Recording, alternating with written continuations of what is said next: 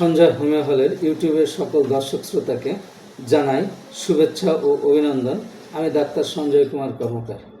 আজকে আমরা যে বিষয়টি নিয়ে সংক্ষিপ্ত আলোচনা করতে যাচ্ছি, সে রোগে আমরা কোনো না কোনো সময় কম বেশি আক্রান্ত হয়ে থাকতে পারি, আর তা হলো কোষ্ঠকাঠিন্য বা কনস্টিপেশন। ফ্রেন্ডস, এই কোষ্ঠকাঠিন্য বা কনস্টিপেশন কি, কেন হয়, কিভাবে এ থেকে পরিত্রাণ পাওয়া যায়, আর এ সম্পর্কে বিস্তারিত জানতে হলে আমার এই ভিডিওটি স্কিপ না করে সম্পূর্ণ দেখতে হবে। আর যারা আমার এই ভিডিওতে এই চ্যানেলে নতুন, তারা আমার এই ভিডিওটি সাবস্ক্রাইব করে অল নোটিফিকেশন চালু করে রাখবেন এবং আপনজনের সাথে লাইক শেয়ার দিয়ে আমার পাশে থাকার অনুরোধ রইল। ফ্রেন্ডস, কোষ্ঠকাঠিন্য কি? প্রত্যহ নিয়মিত মলত্যাগ না হওয়া বা অত্যন্ত কঠিন শুষ্ক মল অতি কষ্টে নির্গত হওয়াকে কোষ্ঠবদ্ধ বলে। অনেকের টয়লেটে দীর্ঘ সময় কেটে যায় কিন্তু পেট পরিষ্কার হয় না, তারা এ নিয়ে অস্বস্তিতে ভোগ করে থাকেন।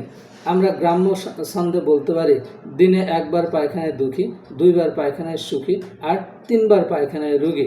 মলত্যাগ যদি সঠিকভাবে না হয় আমরা বিভিন্ন সমস্যায় পড়তে পারি। বাংলাদেশের রাজধানী ঢাকা, এখানে যদি পয় নিষ্কাশনের ড্রেনগুলি যদি কোনো কারণে বন্ধ হয়ে যায় বা জ্যাম হয়ে যায়, তাহলে কি হয়? ঢাকা শহর বসবাসের অনুপযোগী হয়ে পড়ে। রাস্তাঘাটে মানুষ চলতে পারে না, দুর্গন্ধ ছড়ায়। তেমনি আমাদের শরীরের বিভিন্ন সমস্যার সৃষ্টি হতে পারে যদি কোষ্ঠবদ্ধতা হয়। এক কথায় পায়খানা কষা বা শক্ত হওয়াকে কোষ্ঠকাঠিন্য বলা হয়। ফ্রেন্ডস, কোষ্ঠকাঠিন্য হলে কি হয়? কোষ্ঠকাঠিন্য হলে পায়খানা শক্ত হয়, যার কারণে অনেকের মলত্যাগের সময় মলদ্বারে প্রচণ্ড ব্যথা অনুভব করেন। কারো কারো ক্ষেত্রে একটানা 3-4 দিনও পায়খানা নাও হতে পারে। এগুলো সবই সাধারণত কোষ্ঠকাঠিন্যের লক্ষণ। দীর্ঘদিনের কোষ্ঠকাঠিন্য হলে পাইলস বা অর্শরোগ কিংবা অ্যানাল ফিশার বা গেজ রোগ এর মতো পায়ুপথে বিভিন্ন প্রকার রোগের সৃষ্টি হতে পারে। ফ্রেন্ডস, কোষ্ঠকাঠিন্যের কারণ কি? বেশিরভাগ ক্ষেত্রেই কোষ্ঠকাঠিন্যের কারণ অজানা। তারপর দু একটি বিষয় নিয়ে আমরা আলোচনা করতে পারি। আঁশ জাতীয় খাবার অর্থাৎ শাকসবজি ও ফলমূল কম খাওয়ার অভ্যাস, সুষম খাবার কম খাওয়া, পানি কম খাওয়া, শর্করা বা আমিষযুক্ত খাবার অতিরিক্ত পরিমাণে খাওয়া, ফাস্টফুড, মশলাজাতীয় খাবার বেশি খাওয়া, সময় মতো পায়খানা আসলে তার বেগ ধারণ করা অর্থাৎ সময় মতো পায়খানা না যাওয়া, কায়িক পরিশ্রম কম করা, দুশ্চিন্তা করা, বিছানায় দীর্ঘ সময় শুয়ে বসে থাকা ইত্যাদি কারণে কোষ্ঠকাঠিন্য হতে পারে। ফ্রেন্ডস, কোষ্ঠকাঠিন্যের লক্ষণ কি? স্বাভাবিকের চেয়ে কম সংখ্যকবার মলত্যাগ করা, ছোট শুষ্ক ও শক্ত পায়খানা হওয়া, মলত্যাগে অত্যন্ত কষ্ট হওয়া, পায়খানা করতে অধিক সময় লাগা, পায়খানা করতে অধিক চাপের দরকার হওয়া, অধিক সময় ধরে পায়খানা করার পরও পূর্ণতার অনুভূতি না আসা, পেট ফুলে থাকা, মলদ্বারের আশেপাশে ও তল পেটের ব্যথা অনুভব হওয়া, মলদ্বারে চাপের অনুভূতি হওয়া।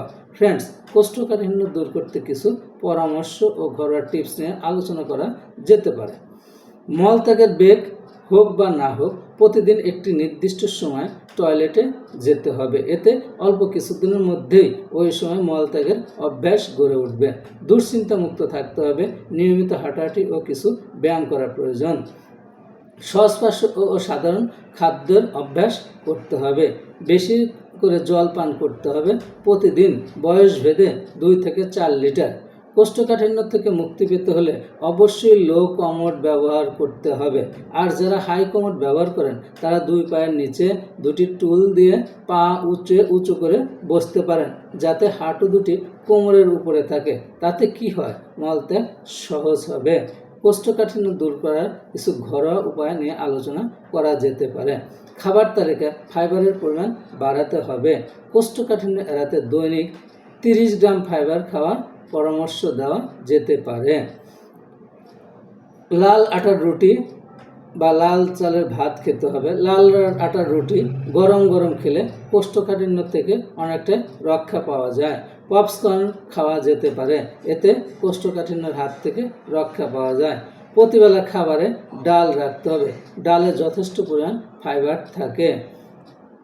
প্রতিবেলা খাবারে কয়েক ধরনের বা সম্ভব না হলে কমপক্ষে এক ধরনের সবজি রাখতে হবে।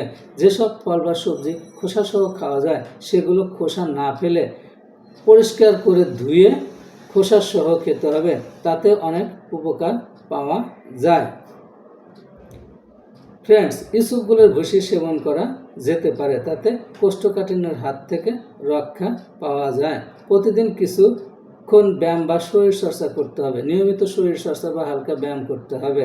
পায়খানার বেগ আসলে চেপে না রেখে সঙ্গে সঙ্গে পায়খানায় যেতে হবে, তাহলে কোষ্ঠকাঠিন্যের হাত থেকে রক্ষা পাওয়া যেতে পারে। ফ্রেন্ডস, দু একটি হোমিওপ্যাথি ওষুধ নিয়ে আলোচনা করা যেতে পারে। প্রথমে বলা যায় যে ওষুধের লক্ষণ পরিবর্তনশীল, ব্যক্তির লক্ষণও পরিবর্তনশীল, তাই কোনো ওষুধ নিজে নিজে সেবন না করে একজন অভিজ্ঞ ডাক্তারের পরামর্শ নিয়ে সেবন করা উচিত। প্রথমে বলা যায় হাইড্রাস্টিস মাদার। এখানে কি হয়, 2-3 দিনে একবার পায়খানা হয় না, নতুন বা পুরাতন কোষ্ঠবদ্ধ, মলত্যাগকালে গুহ্যধারে কোচামেরা ব্যথা, প্রচণ্ড কোষ্ঠকাঠিন্য, মলদ্বারে আক্ষেপ, রুটি ভাত তরকারি খেতে পারে না, ক্ষুধাহীনতা। এই ওষুধ 4-5 ফোঁটা সামান্য ঠান্ডা জলের সহিত প্রত্যহ সকালে খালি পেটে একবার সেবন করা যেতে পারে। অ্যালুমিনিয়া। ফ্রেন্ডস, এখানে কি হয়, রোগী সবসময় তাড়াহুড়া করে, পরিবর্তনশীল মন, মল শুষ্ক, শক্ত, গাঢ় মলত্যাগের ইচ্ছা থাকে না, প্রচণ্ড কুণ্ঠন, নরম মল যথেষ্ট নির্গত হয়, মলত্যাগকালে কোদ দিতে দিতে মূত্র নির্গত হয়। সকাল ও বিকেলে এই ওষুধ 2 বার সেবন করা যেতে পারে। ল্যাকডি-4। এখানে কি হয়, পায়খানা বসে জোরে বেগ দিলে অতি কষ্টে শক্ত মল নির্গত হয়, এই ক্ষেত্রে 200 শক্তি 2 বার সেবন করা যেতে পারে।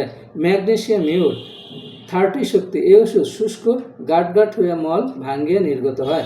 মাঝে মাঝে মলের গায়ে আম জড়িত দেখা যায়, অনেক সময় মনে হয় আমাশার ভাব আছে। শিশুদের কোষ্ঠবদ্ধতা ইহা যথেষ্ট উপকার করে।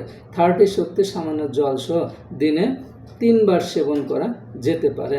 ব্রায়োনিয়া। এখানে কি হয়, বিছানা থেকে উঠলেই মাথা ঘোরে, শক্ত মল, পোড়া বৃহদাকার রক্তাক্ত মল, যথেষ্ট পিপাসা থাকে, জিহ্বা শুষ্ক, সাদা ময়লার প্রলেপ, তিক্ত স্বাদ, মূত্র বাদামি বর্ণ, অল্প এবং গরম, সহজে প্রচুর ঘাম হয়। দিনে এই ওষুধ 2 বার সেবন করা যেতে পারে। নেট্টামিউর 30 শক্তি। রোগী খুব লবণপ্রিয়, এরূপ ক্ষেত্রে এই ওষুধ ব্যবহার করা যেতে পারে। নাক্স ভূমিকা। এখানে কি হয়, বারবার পায়খানার বেগ, কিন্তু পেট পরিষ্কার করে পায়খানা হয় না, তথায় এই ওষুধ 2 বার সেবন করা যেতে পারে। বায়োকেমিক ওষুধ নিয়েও আলোচনা করা যেতে পারে। ক্যালিমিউর 6X। এক্ষেত্রে বয়স ভেদে 2 থেকে 4 বড়ি দিনে 2 বার সেবন করা যেতে পারে। এছাড়া আরও বেশ কিছু হোমিওপ্যাথি ওষুধ আছে যা লক্ষণ ভেদে ডাক্তাররা প্রয়োগ করে থাকেন। কোনো ওষুধই স্বদেশ বিধান চিকিৎসা পদ্ধতির মতে ডাক্তারের পরামর্শ ছাড়া সেবন না করাই ভালো, সেক্ষেত্রে হিতে বিপরীত হতে পারে। ফ্রেন্ডস, কোনো প্রশ্ন থাকলে আমার কমেন্ট বক্সে লিখে জানাতে পারেন, অথবা আমার হোয়াটসঅ্যাপ নাম্বারে যোগাযোগ করলে আমি আপনাদের সাথে শেয়ার করতে পারবো। সকলের সুস্থতা কামনা করছি। আরও নতুন নতুন ভিডিও নিয়ে আপনাদের মাঝে উপস্থিত হব এই প্রত্যাশা করে আজকের মতো এখানে বিদায় নিচ্ছি। সবাইকে ধন্যবাদ, সবাই ভালো থাকুন এই কামনা।